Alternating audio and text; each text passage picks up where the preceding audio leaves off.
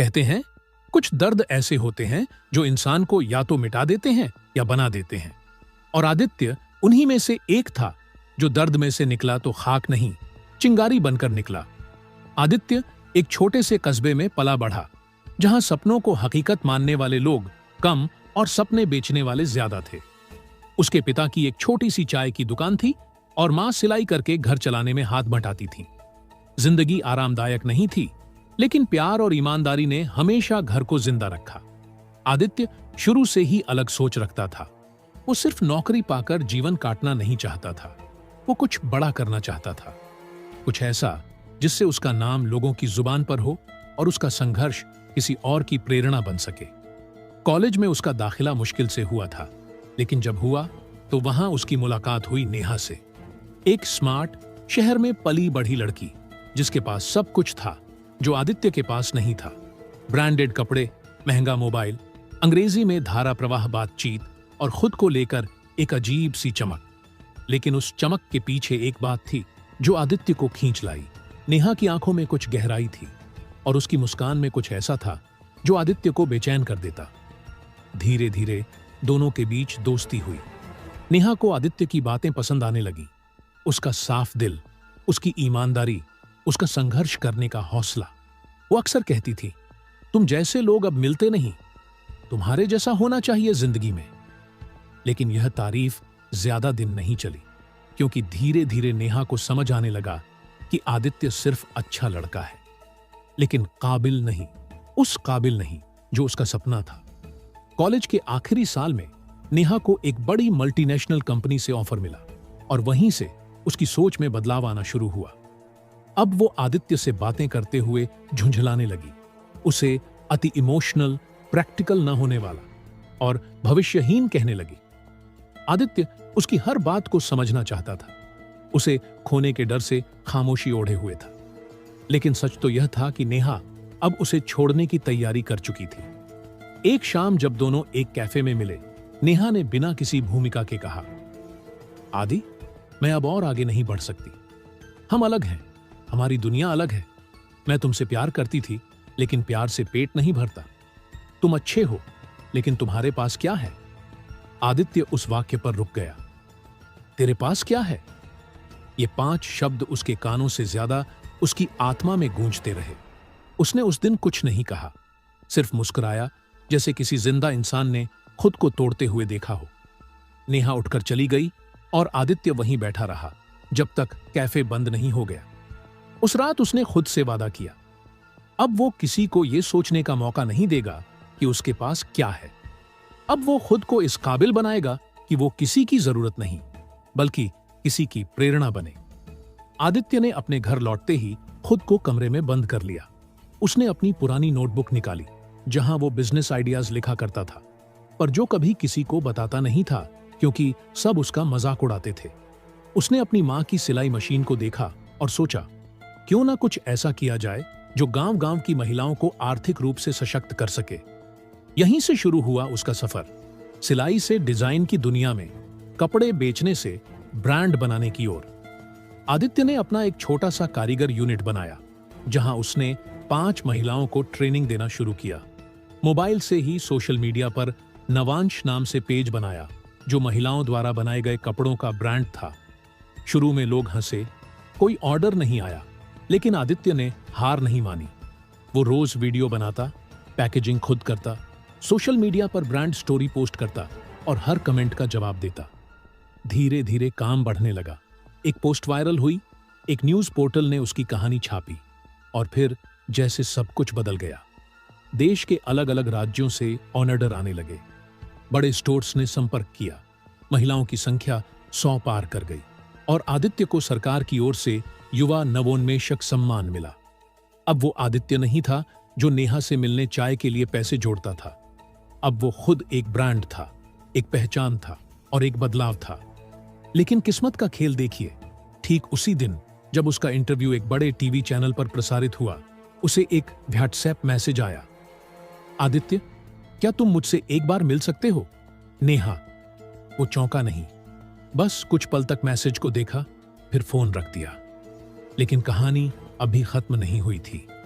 अब उसका सामना उस अतीत से होना था जिसने उसकी नींव हिला दी थी। लेकिन अब वो आदित्य टूटने वाला नहीं था। समय बदलता है, लेकिन कुछ बातें ऐसी होती हैं जो दिल में अटकी रह जाती हैं, अधूरी, खुरदरी, मगर गहरी। आदित्य के लिए तेरे पास क्या है अब एक ताना नहीं, बल्कि एक मंत्र बन गया था।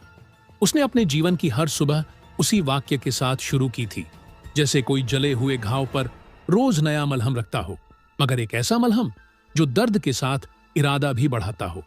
अब आदित्य एक सफल नाम था, नवांश सिर्फ एक फैशन ब्रांड नहीं, एक आंदोलन था जो देश भर की गरीब महिलाओं को आत्मनिर्भर बना रहा था। उसने अपने काम से न सिर्फ खुद को ऊपर उठाया था, बल्कि हजारों लोगों के लिए उम्मीद की रोशनी बन गया था। उसकी कंपनी में अब 200 से ज्यादा महिला कर्मचारी थीं। कई राज्य सरकारों के साथ टाई अप था और अंतर्राष्ट्रीय अवार्ड तक उसके नाम दर्ज हो चुके थे। इन्हीं सब में एक दिन जब आदित्य अपनी फैक्ट्री के उद्घाटन समारोह में व्यस्त था, एक चेहरा सामने आया। वही चेहरा जिसे देखकर कभी उसका दिल धड़कता था और फिर जिसे देखकर एक दिन उसका दिल चूर चूर हुआ था। नेहा। नेहा आज वैसी नहीं थी जैसी पहले हुआ करती थी। उसकी आंखों में अब वो चमक नहीं थी जो कभी आत्मविश्वास की तरह झलकती थी। अब उसकी नजरें झुकी थीं, होंठ कांप रहे थे और चाल में एक शर्मीली सी झिझक थी। वो सामने आई और धीरे से बोली, आदित्य, बहुत बदल गए हो तुम। आदित्य ने उसकी तरफ देखा, शांत भाव से, जैसे कोई साधु किसी पुराने जख्म को देखता है जो अब दर्द नहीं देता, बस याद दिलाता है कि वो भी था। बदलाव तो जरूरी था नेहा, वरना कोई और मुझसे फिर से पूछता, तेरे पास क्या है? नेहा का गला सूख गया। वो शब्द तलाश रही थी, लेकिन कुछ भी पूरा नहीं निकल पा रहा था। मैंने तुम्हारा इंटरव्यू देखा, उसने कहा। तुम जो कर रहे हो वो कमाल है। तुमने खुद को साबित कर दिया आदि। सच कहूं तो मुझे कभी अंदाजा ही नहीं था कि तुम इतना कर सकते हो। शायद मैंने ही तुम्हें कम आंका था। आदित्य मुस्कुराया, वो मुस्कान जिसमें कोई ताना नहीं था, कोई बदला नहीं, बस एक समझ थी कि कुछ रिश्ते सिर्फ रास्ता दिखाने के लिए आते हैं, मंजिल बनने के लिए नहीं। नेहा, उसने कहा, तुमने मुझे छोड़ा था ये सोचकर कि मेरे पास कुछ नहीं, मगर क्या तुम जानती हो, मैंने अपना सब कुछ उसी दिन पा लिया था जब तुमने मुझे छोड़ा था। तुम्हारे जाने ने मुझे वो हिम्मत दी जो कोई और कभी नहीं दे पाता। अगर तुम रहती तो शायद मैं कभी उड़ान भरने की सोच भी नहीं पाता।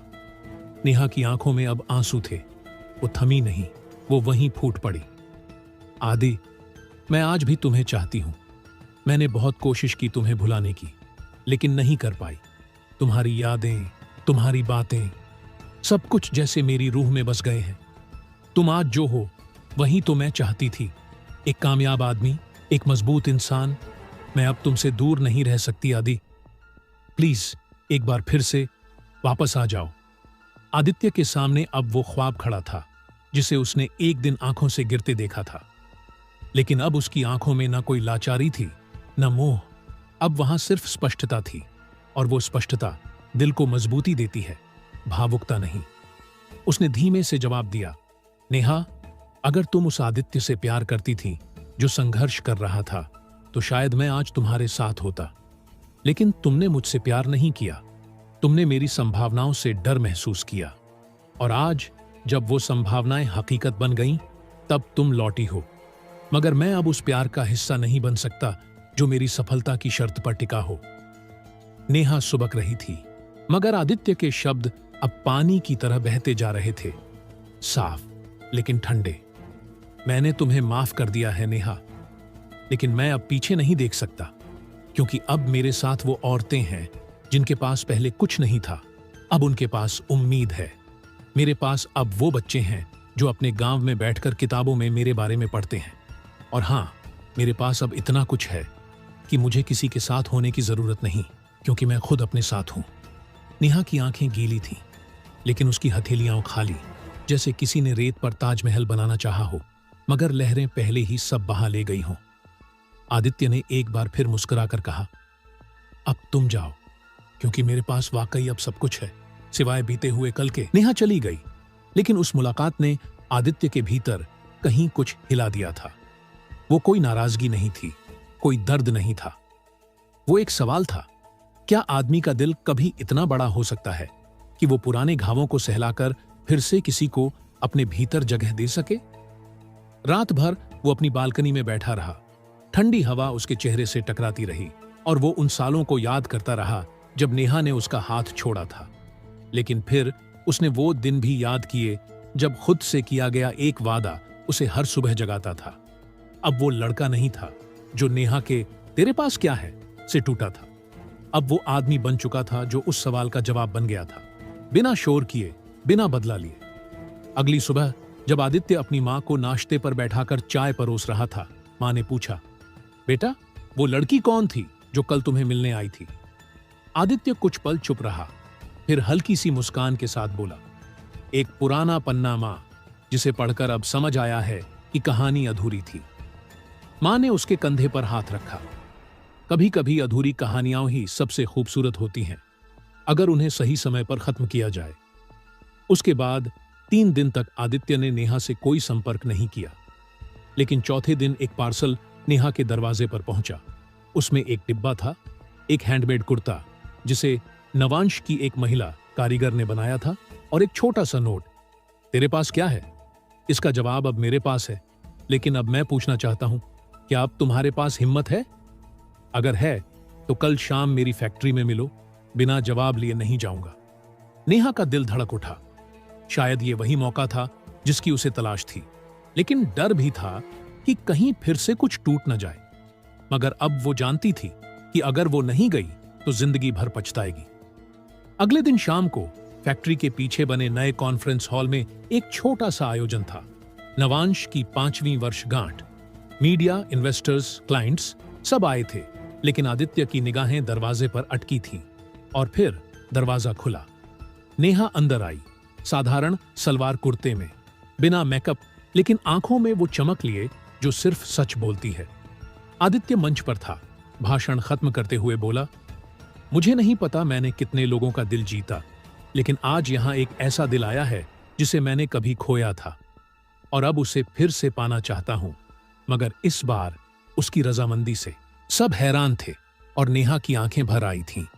भीड़ के बीच से गुजरकर वो मंच तक आई और हल्की सी मुस्कुराहट के साथ बोली, "अब मेरे पास सब कुछ है आदि, क्योंकि अब मैं तुम्हारे पास हूं।"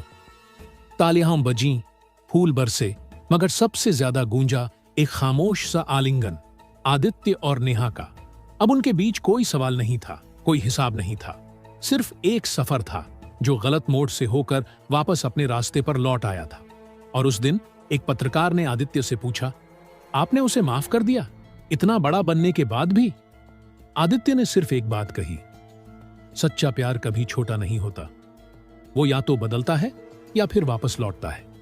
और मुझे कोई फर्क नहीं पड़ता कि पहले मेरे पास क्या नहीं था, क्योंकि अब मेरे पास वही है जो सबसे कीमती है, एक ऐसा दिल जो लौट आया है।"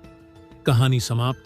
एक ऐसी यात्रा जो टूटने से शुरू हुई और जोड़ने पर पूरी हुई, और दिखा गई कि इंसान जब बड़ा बनता है तो वो सिर्फ ऊंचाई से नहीं, बल्कि माफ करने की ताकत से बनता है।